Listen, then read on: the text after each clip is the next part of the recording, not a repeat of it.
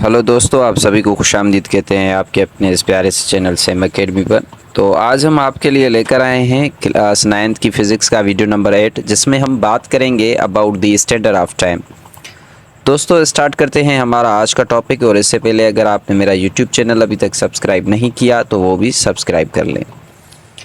तो दोस्तों अगर हम टाइम की बात करें तो ऑलमोस्ट इन 1960 में जो टाइम है वो हम निकालते थे अबाउट दी सोलर डे के हवाले से।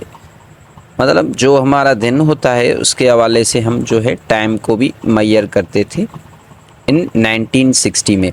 जो डेज़ होते हैं कभी लंबे हो जाते हैं तो कभी छोटे हो जाते हैं, तो इस हवाले से हमें डिफ़िकल्टी हो रही थी टाइम को मैयर करने के लिए।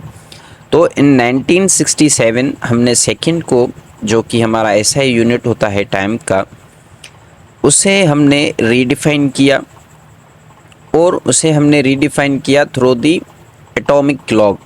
अब एटॉमिक क्लॉक क्या होता है, उसके अंदर साइजियम एटम जो कि 133 है एटम वो होता है, और उसके थ्रू हम टाइम को मैयर करते हैं। अब जो एटॉमिक क्लॉक है वो दिखने में कैसा होता है, मैं यहाँ पर एक फ़ोटो लगा देता हूँ उसकी, ताकि आपको ईज़िली समझ में आ जाए कि एटॉमिक क्लॉक दिखने में कैसा होता है। तो दोस्तों क्या हो रहा था कि एटॉमिक क्लॉक के अंदर, तो दोस्तों एटॉमिक क्लॉक के अंदर जो साइजियम एटम, उसकी जो वाइब्रेशन ऑफ रेडिएशन निकल रही थी, कितनी निकल रही थी, 19 करोड़ 26 लाख एंड 31,770 टाइम्स में जो टाइम्स ऑफ पीरियड में जो वाइब्रेशन ऑफ रेडिएशन निकल रही थी फ्रॉम साइजियम एटम, उससे हमने क्या नेम दिया, सेकंड का नेम दिया। तो आई होप आपको बात समझ में आ गई। अब टाइम को मैयर करने के लिए हम कौन सा इंस्ट्रूमेंट यूज़ करते हैं, वो हम करते हैं स्टॉप वॉच। अब स्टॉप वॉच हमारी देखने में कैसी होती है, उसका भी यहाँ पर मैं फ़ोटो लगा देता हूँ। आप देखिए यहाँ पर कि जो स्टॉप वॉच होती है वो हम यूज़ करते हैं किसी भी टाइम का इंटरवल, मतलब टाइम का इंटरवल बिटवीन टू इवेंट्स जो होता है उसे मैयर करने के लिए हम स्टॉप वॉच को यूज़ करते हैं। तो स्टॉप वॉच जो हमारी होती है उसके टाइप्स कितने होते हैं, दो टाइप होते हैं स्टॉप वॉच के। पहले को हम कहते हैं मैकेनिकल स्टॉप वॉच और दूसरे को हम कहते हैं डिजिटल स्टॉप वॉच।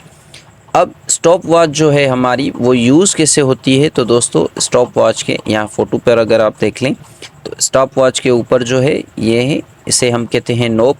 और नॉब को जब आप प्रेस करेंगे तो ये स्टार्ट हो जाएगी, मतलब यहाँ पर सेकंड्स जो हैं वो स्टार्ट हो जाएंगे। और अगर आप दोबारा इसे प्रेस करेंगे तो वो वहाँ पर जो है स्टॉप हो जाएंगी। तो ज़ीरो से लेकर जहाँ पर वो रुके वहाँ के टाइम को आप मैयर कर सकते हैं। और जब आप थर्ड टाइम इसे प्रेस करेंगे तो ये वापस रीसेट हो जाएगी किसमें, ज़ीरो में। तो उसके बाद अगर हम बात करें डिजिटल वॉच की, तो डिजिटल जो वॉच होती है हमारी वो दिखने में कैसी होती है, यहाँ पर आप उसका भी जो है फ़ोटो देख सकते हैं। ये हम ऑलमोस्ट यूज़ करते हैं। तो जब आप इसका भी बटन प्रेस करेंगे तो इसका भी टाइम जो है वो स्टार्ट हो जाता है। और मिनिमम जो हमारी मैकेनिकल वॉच है वो कितना टाइम मैयर कर सकती है, 0.1 सेकेंड तक, ठीक है। जबकि हमारी जो डिजिटल वॉच है वो कितना कर सकती है, time of interval up to 0.01 second. तो ये हमारा वर्क होता है डिजिटल वॉच और स्टॉप वॉच का। तो ये भी सेम ही फंक्शन करती है। आप बटन को प्रेस करेंगे तो स्टार्ट हो जाएगी, और जब उसे दोबारा प्रेस करेंगे तो स्टॉप हो जाएगी।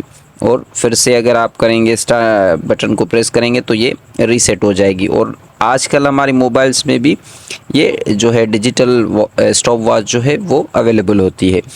अब दोस्तों ये जो हम सारी चीज़ें जो हम टाइम को मैयर कर रहे थे विद हैंड्स, इसमें हमारी क्या होती थी, रैंडम एरर होने के चांसेस ज़्यादा थे। तो एक्यूरेट टाइम निकालने के लिए ह्यूमन रिएक्शन, जिसे हम टाइम कहते हैं, में मतलब किसी भी टाइम की मेजरमेंट में जो रैंडम एरर होने के चांसेस हो उसे हम क्या कहते हैं, ह्यूमन रिएक्शन टाइम कहते हैं। तो इसे ख़त्म करने के लिए, मतलब एक्यूरेट टाइम जो है वो मैयर करने के लिए, हमने यहाँ पर जो है एक जस्ट सपोज करें एक मतलब एक डायामीटर के थ्रू समझते हैं। तो यहाँ पर हमने एक जो है लाइट्स लगा दी जिसे हमने नाम दिया लाइट गेट का। और यहाँ से जस्ट सपोज करें एक कार जो है यहाँ से आती है, इस गेट से एंटर होती है, तो यहाँ पर जो टाइम है वो नोट हो जाएगा।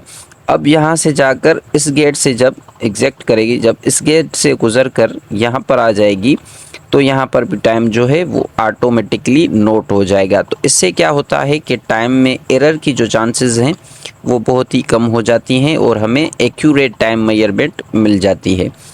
तो आई होप आपको सारी बातें समझ गई होंगी। Thank you so much for watching my video. जल्दी मिलते हैं एक और न्यू वीडियो के साथ। Thank you so much.